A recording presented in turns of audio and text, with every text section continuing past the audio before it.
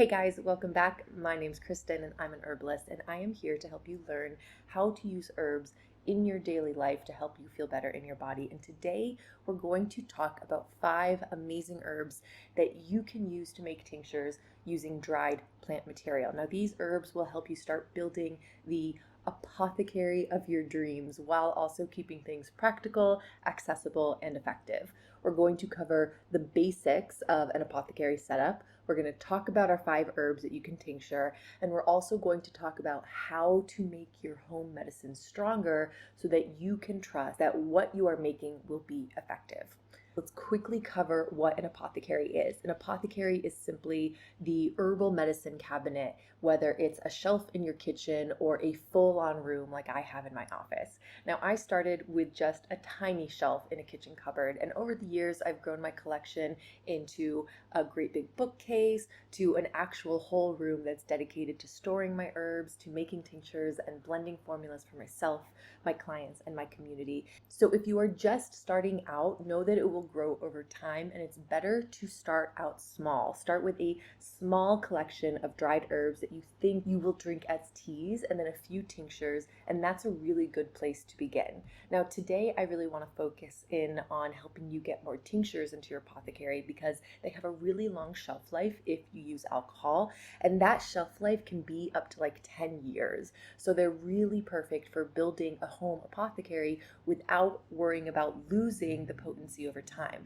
Now, if you want to avoid alcohol, you can use vinegar or vegetable glycerin, but they don't last as long as alcohol, and they're going to need to be replaced more often. If you do want to learn how to make your own tinctures, I did make a video on that already, and I have a free course on beginner herbalism where I cover the uses of 10 different herbs. I cover medicine making, I cover how to make tinctures with vegetable glycerin, with alcohol, with vinegar. So it's a really good place to start with herbal medicine, plus it's free. So for now, let's actually dive into these 5 herbs that I think you should know if you want more herbal remedies that are going to support you in your transition away from dependency on pharmaceuticals. Again, these are my top 5 herbs that are really easy to source, and they're very effective. Most health food stores that I've been to will have these herbs, and you can likely ask them to order them for you if they don't have them, and that way you can save a little bit of money on buying bulk herbs. And they're perfect for a variety of ailments that you are likely to experience. Now, before we really get into these new herbs, I just want to give a quick shout out to Passiflora incernata. I talk about this herb all the time, so I'm not really going to go into too much detail about it. But if you want to learn more, you can check out my last video where I actually did a whole deep dive into growing and using passion flower and how to make a tincture from both fresh and dried herb. But just as a side note, in case you didn't get the message, passion flower is a really great calming herb for the mind, for relieving stress, for helping with sleep disorders. You can take a few dropperfuls throughout the day to keep your nervous system balanced, especially if you struggle with anxiety or insomnia. It's really great for those symptoms like rumination and overthinking and worry, and when we wake up and the mind won't stop chattering, and that's preventing us from sleeping. So just put that in your back pocket that you can use passion flower to make a really good passion flower tincture. So now that the passion flower mention is out of the way, let's talk about our actual first herb, which is astragalus.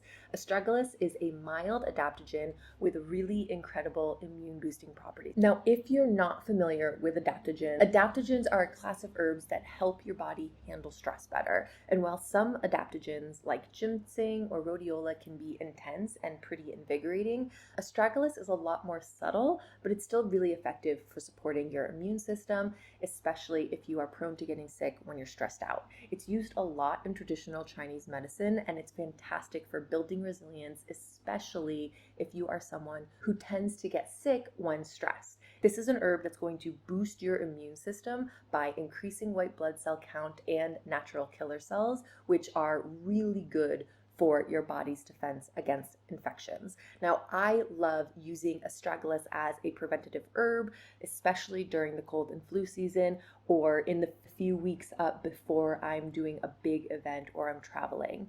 It's also great for people who are recovering from illness, as it helps to rebuild your strength and immune function. Now, a tincture made from dried astragalus root is a really convenient and long-lasting and easy medicine to take, doing about 2 to 3 dropperfuls 2 to 3 times a day.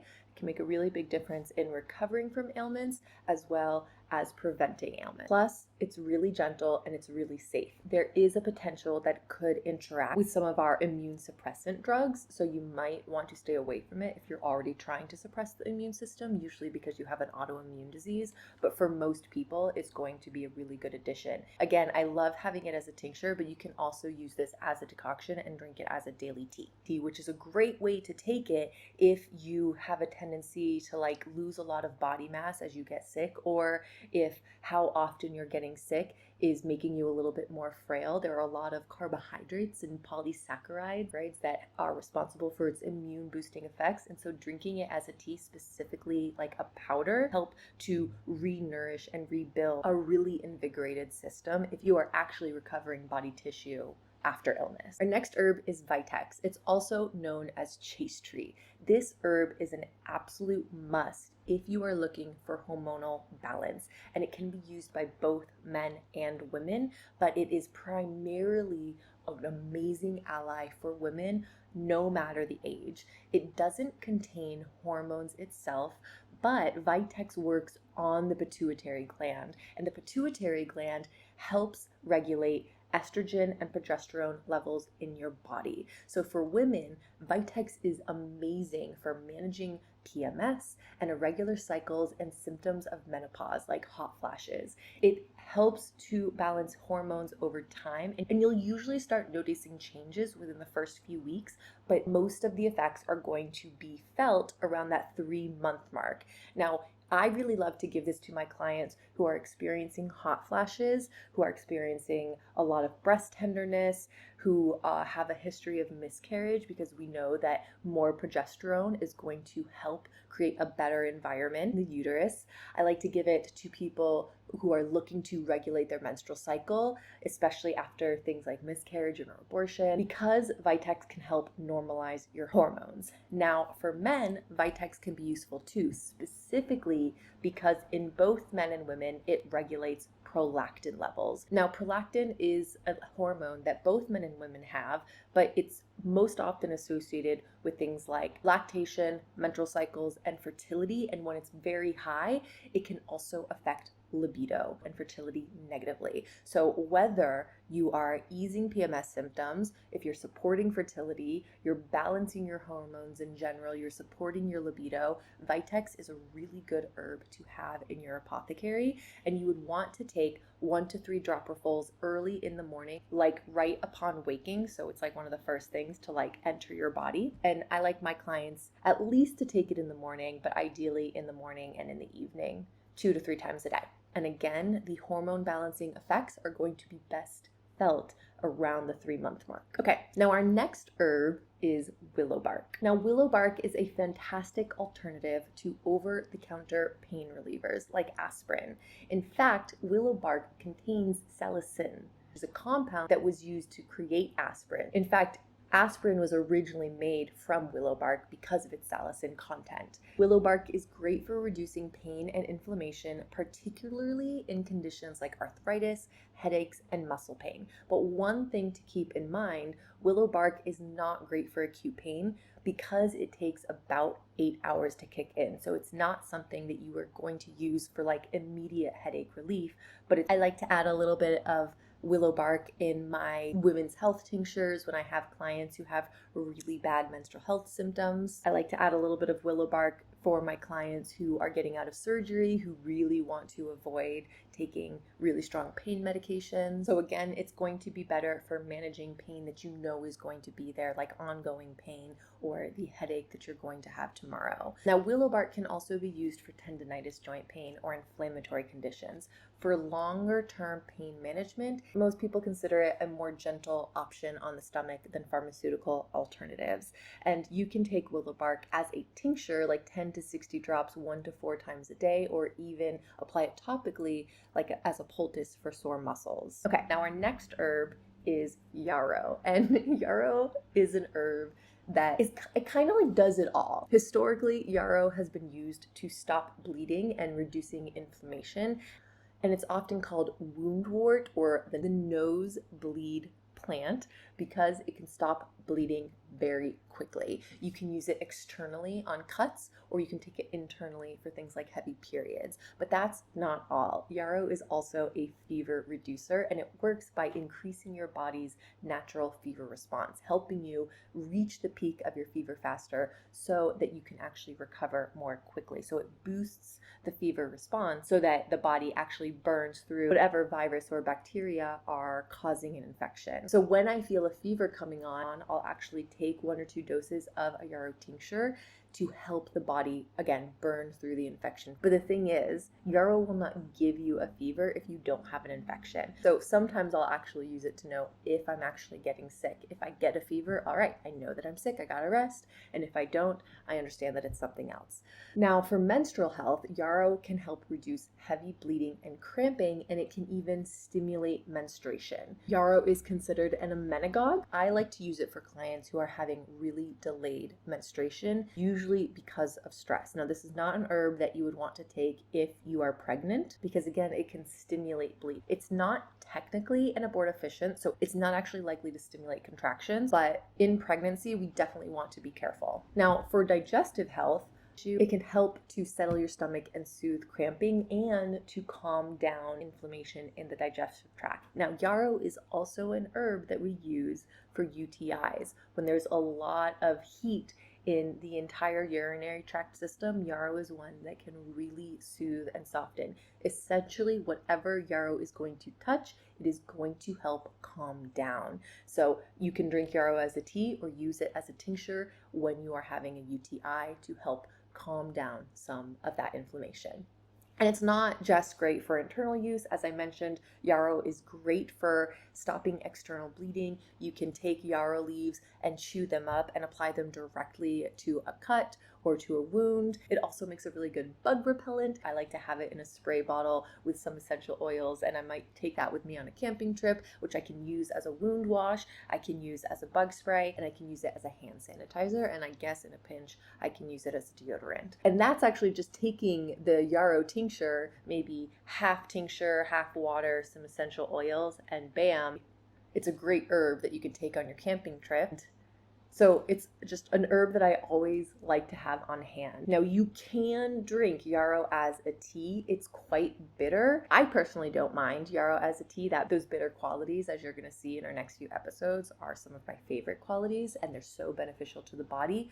But using it as a tincture can help you bypass the intense bitterness of this plant. Finally, this isn't an herb that I would recommend using every day for an extended periods, but for short-term use, like a week or so, it's very safe and effective, but you do want to take breaks from it. It is not one of our tonic herbs. It's definitely a support herb. All right, the last herb that I want to talk about before we get into how to actually make herbal medicine stronger when we're making it at home is milk thistle. Now, this herb is best known for its liver supporting properties. Whether you are looking to detox or just to support the liver's overall health, milk thistle is a fantastic herb. The active compound silymarin is a powerful antioxidant that protects liver cells from toxins and free radicals. And milk thistle is often used by people with liver conditions like hepatitis, fatty liver disease, but it's also great for anyone who wants to support their liver's natural detox pathways. If you're having hormonal issues, gut issues, regular headaches, skin issues, supporting the liver is incredibly important because the liver does so much for the body and it's involved in over 500 metabolic processes. Now, milk thistle specifically helps to regenerate liver cells and promotes overall liver health. Now, a milk thistle tincture is really easy to make. It's a really gentle but effective herb. It's super safe for regular use. And as a bonus, it has a very mild bitter qualities that can help with things like digestion. And working with milk thistle on a daily basis, I really do like it as a tea. I like to add milk thistle powder to my meals, like your pastas, but having a tincture is also really important. So 2 to 3 dropperfuls 2 to 3 times a day for the best result, along with trying to bring maybe a milk thistle tea or milk thistle powder into other parts of your life. Okay, so now that we've covered these amazing herbs, let's talk about how to make tinctures that are really strong and effective. When I want really strong medicine, first of all, I like to use a 1:5 ratio. That means 1 part herb to 5 parts alcohol. And for fresh herbs, you're going to use a 1:2 ratio to account for the water content. Now, of course, these ratios are going to require that you have a scale. And if you don't have a scale, then when you go and get these herbs, you can actually weigh them out at the store. So let's say when you go to the store, you get 1 ounce of herb, that's 28 grams. And then you'll take that home, you'll add that to a jar, and you'll add 140 to 150 milliliters of alcohol. We can also scale that up. So to help you visualize the 1:5 ratio, it's going to be 100 grams of herbs to 500 milliliters of alcohol. But I'm just gonna suggest, to make this really cost effective and to make sure that you're not making too much tincture that you're not actually going to use, do 28 grams, 1 ounce of herbs to 140 to 150 milliliters of alcohol, and that will be a great start to adding herbs to your apothecary or home medicine cabinet.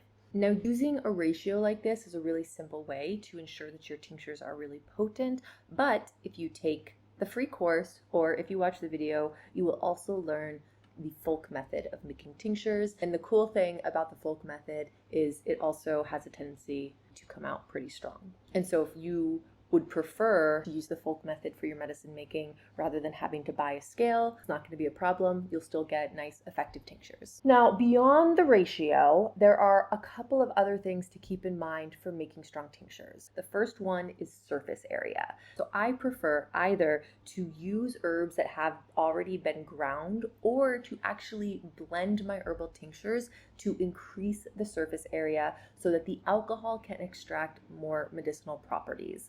Making those particles really small just gives more surface area for the alcohol to come across, and that can make a stronger tincture. The next thing you want to consider is agitation. So actually shaking your tincture jar daily to help the alcohol circulate around the herbs. Blending your tinctures also does help with agitation and making sure that as much alcohol gets into contact with the herbs as possible. And then the final thing that you might want to consider is temperature. Actually applying heat by giving the tincture a hot water bath or leaving it in the sun covered by a brown paper bag to speed up the extraction. Now, if you are going to do a hot water bath, make sure that your jars are already warmed up before adding hot water to your bath, and this is going to prevent the jars from breaking. When you put a cold jar directly in hot water without transitioning the glass to being warm, it is going to break, and you want to avoid that mistake and actually get to keep your tinctures.